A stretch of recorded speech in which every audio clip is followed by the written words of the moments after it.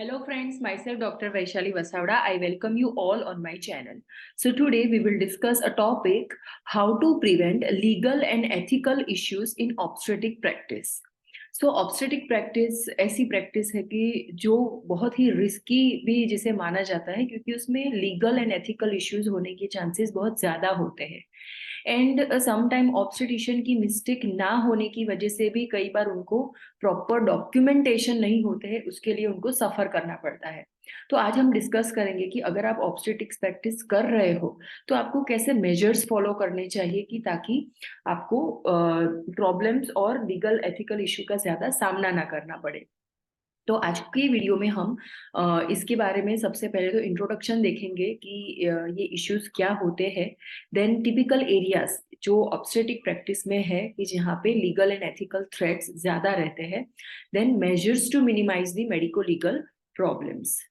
So first of all, so there is a growing concern about relationship between caregiver, that is doctor, and care receiver, that is client, यानी कि patient, in medical practice regarding mutual trust and understanding.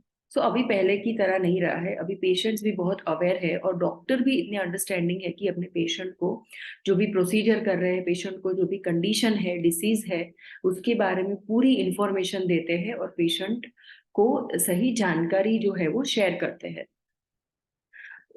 This is due to the great expectation of society with progressive technological advancement. पहले के जमाने में mobile phone, Google, ये सारी चीजें available नहीं थी, यानी कि अगर किसी कंडीशन के बारे में उनको जानना है तो डॉक्टर ही एक जरिया था कि जिनके द्वारा उन्हें पता चलता है। लेकिन आजकल ऐसा नहीं है। आजकल मोबाइल फोन में आप कोई भी कंडीशन के बारे में डाल दीजिए, सर्जरी के बारे में डाल दीजिए, उसके क्या कॉम्प्लिकेशंस है, सब कुछ पेशेंट को पता चल सकता है और उसके अकॉर्डिंग वो डॉक्टर के सामने ऐसी एक्सपेक्टेशन रखते हैं कि डॉक्टर उनको उस तरीके से हैंडल करें। सो मेडिको लीगल प्रॉब्लम्स जो है आजकल ऑब्स्टेटिक्स में बहुत ही ज्यादा राइज हो रहे हैं, खास तौर पे डेवलप्ड कंट्री और डेवलपिंग कंट्री के अंदर, क्योंकि पेशेंट ऑनलाइन ही देख के आते हैं कि अगर ऐसा ऐसा रीजन है तो फॉर एग्जांपल मान लो कि सो एंड सो रीजन की वजह से LSCS यानी कि सिजेरियन सेक्शन करने की जरूरत पड़ सकती है।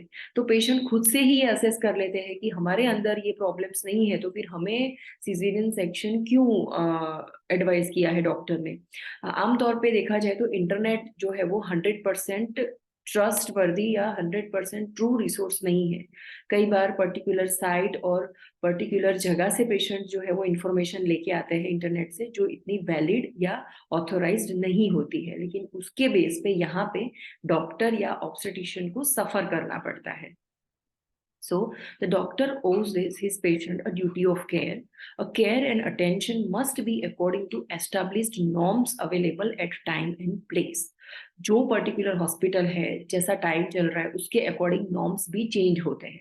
फॉर एग्जाम्पल कोरोना जब था बीच में, तब टाइम के अकॉर्डिंग सभी हॉस्पिटल्स के नॉर्म्स जो थे वो अलग थे। अभी के टाइम पे देख लो तो वो नॉर्म्स जो है वो थोड़े चेंज हुए हैं।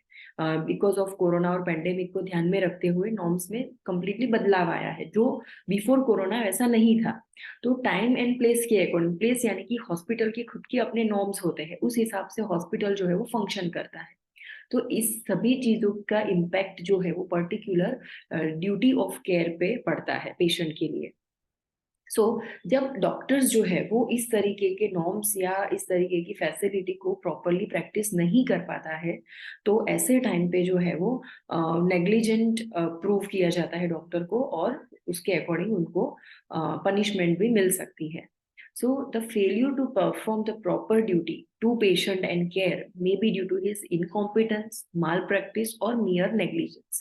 So incompetence यानी कि डॉक्टर को अगर सही नॉलेज नहीं है पर्टिकुलर कंडीशन के बारे में या सर्जरी के बारे में, तो भी जो ड्यूटी है वो प्रॉपर नहीं कर पाता है। माल प्रैक्टिस यानी कि कुछ पर्सनल गेन के लिए भी कई बार माल प्रैक्टिस की जाती है। जब तक वो प्रूव नहीं होता तब तक वो माल प्रैक्टिस नहीं माना जाता, लेकिन अगर प्रूव हो जाए तो वो माल प्रैक्टिस है, पर्सनल गेन।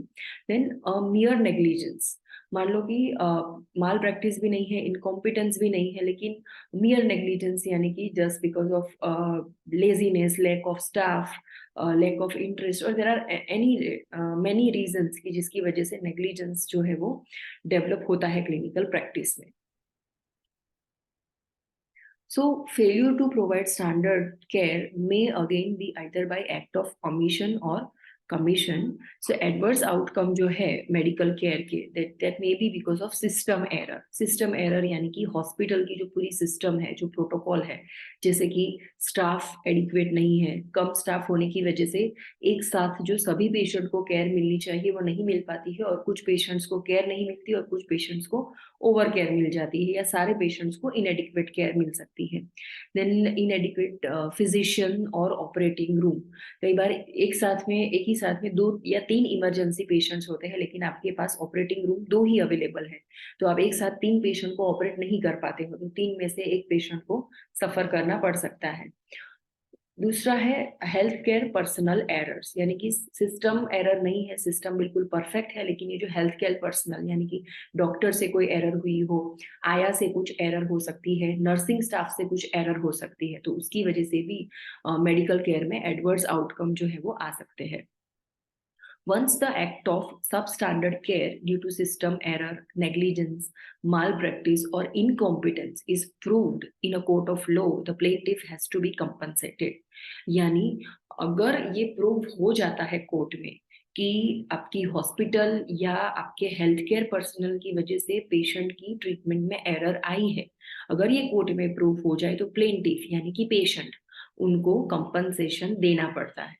आजकल हम न्यूज़ मीडिया में, न्यूज़पेपर में बहुत सारे ऐसे इंसिडेंसेस पढ़ रहे हैं कि जहाँ पे प्लेंटिफ को जो है पर्टिकुलर हॉस्पिटल या पर्टिकुलर ऑर्गेनाइजेशन को कंपनसेशन देना पड़ा, so and so mall practice या नेग्लिजेंस की वजह से।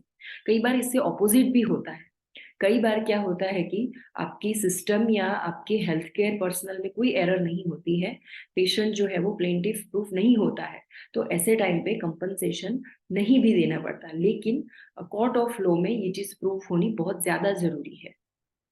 तो आप कैसे कोर्ट ऑफ लॉ में अपने आप को इनोसेंट या निर्दोष साबित कर सकते हो, उसके लिए कुछ स्टेप्स हम डिस्कस करेंगे। अगर वो आप आपकी प्रैक्टिस में फॉलो करोगे तो आप अपने आप को मेडिकल नेग्लिजेंस के एडवर्स आउटकम से अपने आप को बचा सकते हो।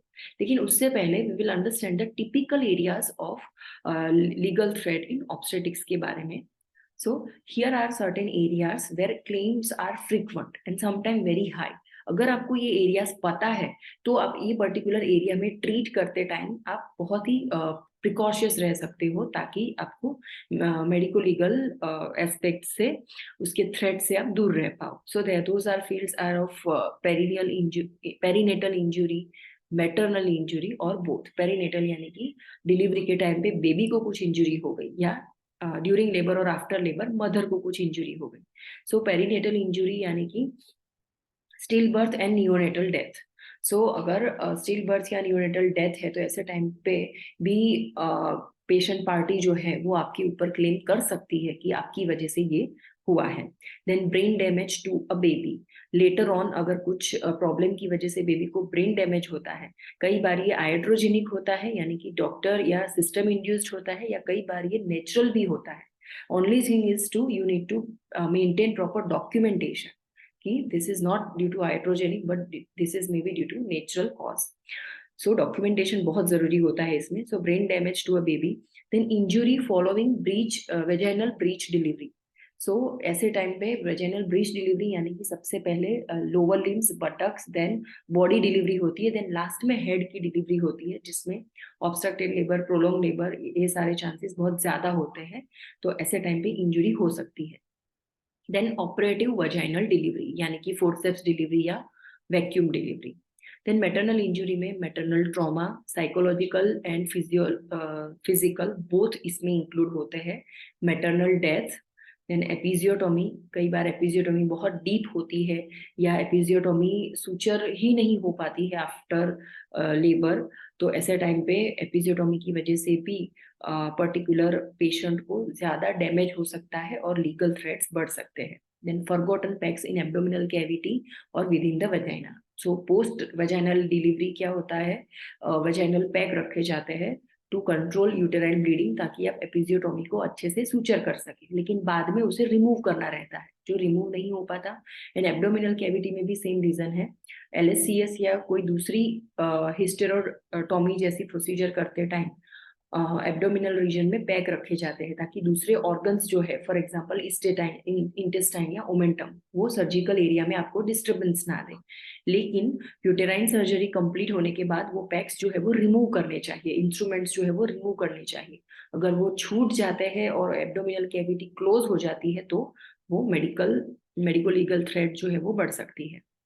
बोथ यानी कि instrumental delivery, operative delivery and anaesthesia, ये कंडीशंस ऐसी है कि जिसमें फीटस को भी प्रॉब्लम हो सकती है और मदर को भी प्रॉब्लम हो सकती है।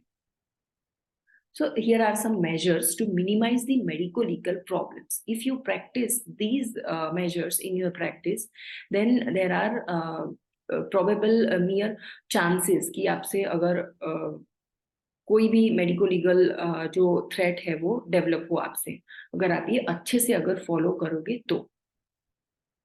So first of all is communication. So communication must be made clearly and understandably to the client or patient and the relative about the management decision. कई बार क्या होता है कि पर्टिकुलर कंडीशन में अगर पेशेंट ने सर्जिकल इंटरवेंशन नहीं किया या करवाया तो उसके अकॉर्डिंग डिपेंड होता है कि पेशेंट को कैसा आउटकम मिलेगा। लेकिन कई बार क्या होता है कि लैक ऑफ कम्युनिकेशन की वजह से या मिसअंडरस्टैंडिंग की वजह से पेशेंट पार्टी कुछ और समझती है, आप कुछ और समझाते हो और पूरी जो प्रॉब्लम जो है वो अराइज हो जाती है। तो इसलिए कम्युनिकेशन जो है वो प्रॉपर पेशेंट की अंडरस्टैंडेबल लैंग्वेज में होना चाहिए ताकि पेशेंट उसे अच्छे से समझ पाए। और उसके दौरान आपका पैरामेडिकल स्टाफ हो गया, पेशेंट पार्टी में कुछ लोग हो गए, वो प्रेजेंट होना जरूरी है ताकि वो as a in future as a proof आपके साथ आ सके कि आपने पेशेंट को सो एंड सो इन्फॉर्मेशन दी थी। Then informed and written consent दोनों लेना चाहिए, must be taken before any agreed management decision और इन्वेस्टिगेशन। सिर्फ कम्युनिकेट करना या पेशेंट को ओरली बता देना और पेशेंट ने आपको ओरली परमिशन दे दी ऐसा करने से, तो अगर आप अपनी सर्जरी स्टार्ट कर दोगे या पर्टिकुलर मैनेजमेंट स्टार्ट कर दोगे तो इतना इनफ नहीं है। अगर ओरल कंसर्न के बाद आपने मैनेजमेंट किया और उसमें कुछ एडवर्स आउटकम आया तो पेशेंट जो है वो बाद में पलट भी सकता है, वो आपको अदरवाइज भी मेंशन कर सकता है कि मुझे सो एंड सो इन्फॉर्मेशन नहीं थी। इसलिए इन्फॉर्म्ड एंड रिटन कंसर्न लेना बहुत जरूरी है, तभी आप उसे as a proper proof court में प्रेजेंट कर पाओगे। देन लीगल एंड एथिकल अगर हम इन डिटेल देखें तो patients concern must follow a clear understanding of proposed procedure, यानी कि जो भी प्रोसीजर आप उसे एडमिनिस्टर करने वाले हो या एडवाइस करने वाले हो या कोई थेरेपी एडवाइस करने वाले हो, तो उसको उस पर्टिकुलर थेरेपी के बारे में पेशेंट को अंडरस्टैंड आपने कर पेशेंट को आपने वो चीज के बारे में अंडरस्टैंड कराया है, पेशेंट को उसके ओन वर्ड में आपने बताया है और पेशेंट ने वो अच्छे से समझा है, उस बारे में उसकी कंसर्न लेनी चाहिए। एंड उस पर्टिकुलर प्रोसीजर में पेशेंट को खुद को कैसे कैसे रिस्क आ सकते हैं वो भी आपको पेशेंट को समझाना चाहिए। Not only herself, even foetus को क्या क्या कॉम्प्लिकेशन हो सकते हैं, इसके अल्टरनेटिव्स क्या है। मान लो अगर पेशेंट ने ये मैनेजमेंट चूज नहीं किया तो उसके अलावा उसको दूसरे कौन से मैनेजमेंट से आप ट्रीट कर सकते हो और उसके सक्सेस रेट कितने हैं, और अगर सक्सेस रेट भी है तो उसमें कौन कौन से प्रॉब्लम्स आ सकते हैं, कौन कौन से कॉम्प्लिकेशंस डेवलप हो सकते हैं। ये सभी चीजों की जानकारी आपको पेशेंट को उसके अंडरस्टैंडेबल लैंग्वेज में देनी चाहिए। एंड फिर बाद में वो जानकारी लेने के बाद में पेशेंट को आपको कंसर्न देनी चाहिए, रिटर्न कंसर्न, कि पेशेंट आपको सो एंड सो मैनेजमेंट करने के लिए परमिट कर रहा है। Then obstetricians should not perform any procedure that the pregnant woman refuses. इतना सब कुछ समझाने के बाद अगर फिर भी प्रेग्नेंट वुमन आपको रिफ्यूज करती है, फॉर एग्जाम्पल मान लो पेशेंट को नॉर्मल लेबर पॉसिबल नहीं है, उसे सीजेरियन डिलीवरी ही पेरिनेटल मोर्टालिटी मॉर्बिडिटी और मैटरनल मोर्टालिटी और मॉर्बिडिटी जो है उसे कम कर सकता है, लेकिन फिर भी पेशेंट जो है वो रिफ्यूज कर रहा है, तो फिर आपको फोर्सफुली पेशेंट को सीजेरियन सेक्शन नहीं करना चाहिए। Either you can refer the patient or you can just try normal vaginal labor after taking consent from patient, कि patient को normal vaginal labor से जो भी complications आएंगे उसके लिए डॉक्टर जो है वो responsible नहीं है। Then surgery without consent is an assault. कितना भी पेशेंट को फायदा हो रहा हो सर्जरी से, सर्जरी ही उसके लिए परफेक्ट ऑप्शन है, लेकिन फिर भी अगर पेशेंट ने आपको कंसर्न नहीं दी है और आप चाहे पेशेंट की भलाई के लिए ही आप सर्जरी करो, लेकिन बिना कंसर्न के सर्जरी करना उसे असॉल्ट माना जाता है, एक क्राइम माना जाता है। The physician must inform the parents about genetic counseling and perinatal diagnosis. So this is very important. अगर मान लो किसी को जो ANC के टाइम पे अगर कोई पेशेंट्स आते हैं तो उस टाइम पे आपको जेनेटिक काउंसिल करना बहुत जरूरी है। अगर किसी पेशेंट को ऐसी हिस्ट्री है, बार बार अबॉर्शन हो रहा है, कोई प्रॉपर डायग्नोसिस ही नहीं है और अबॉर्शन हो रहा हो पेशेंट को, कि जिसमें आमतौर पे जेनेटिक रीजंस होते हैं, तो ऐसे टाइम पे ये फिजिशियन या ऑब्स्टेट्रिशियन की ड्यूटी है कि उनको पेरेंट्स को जेनेटिक काउंसिल देना चाहिए और जितने भी पेरिनेटल डायग्नोसिस है, फॉर एग्जांपल NIPT हो गया या डबल मार्कर टेस्ट हो गया, ट्रिपल मार्कर हो गया, एनामली स्कैन हो गई, तो ये सभी चीजों की जानकारी जो है वो ऑब्स्टेट्रिशियन को पेशेंट को देनी चाहिए। Patients privacy and autonomy must be protected. अगर पेशेंट को कोई कंडीशन है जो पेशेंट डिक्लेयर नहीं करना चाहता अपने फैमिली मेंबर को या थर्ड पार्टी को, तो ये चीज डॉक्टर को मेंटेन रखनी चाहिए। Then no information was obtained in genetic counseling and screening should be disclosed to any third party without patient authorization. So genetic counselling से अगर आपको कोई इंफॉर्मेशन मिली है कि हस्बैंड में कुछ जेनेटिकल प्रॉब्लम है जिसकी वजह से बेबी में ये प्रॉब्लम आ रही है या अबॉर्शंस हो रहे हैं, तो वो आप पेशेंट की जानकारी के बिना या पेशेंट की परमिशन के बिना किसी भी थर्ड पार्टी को आप वो डिक्लेयर नहीं कर सकते। Then where the conflicts arise, doctor should seek help and advice from other colleague. अगर मान लो कुछ conflicts हो जाते हैं या कुछ कंसर्न रिलेटेड या कुछ मेडिको लीगल इश्यूज अगर डेवलप होते हैं, तो ऐसे टाइम पे आपको अपने अदर कलीग से एडवाइस लेनी चाहिए, क्योंकि कई बार क्या है, मेडिकल फील्ड में एक्सपीरियंस बहुत ही मेजर रोल प्ले करता है, तो आपको दूसरे कलीग से भी अच्छी हेल्प मिल सकती है regarding medico legal issues. Proper documentation of facts in patient's file clearly and liably regarding date and time. Documentation जो है वो उसमें डेट एंड टाइम बहुत ही रोल प्ले करते हैं, बहुत ही इंपॉर्टेंट रोल प्ले करते हैं। आपने पेशेंट को कब इंफॉर्मेशन दी, कब उसको आपने सर्जरी सजेस्ट की, ड्यूरिंग लेबर कॉम्प्लिकेशंस कब अराइज हुए, तो वो सभी चीज जो है वो डेट एंड टाइम के आधार पे होता है। मान लो फॉर एग्जांपल पेशेंट को सुबह 9 बजे कॉम्प्लिकेशंस अराइज होना स्टार्ट हुआ और आपने पेशेंट को सीधा दोपहर को 12 बजे इन्फॉर्म किया, आपकी फाइल के अकॉर्डिंग टाइमिंग जो है वो दोपहर 12 बजे का है, तो वो आपकी मिस्टेक है।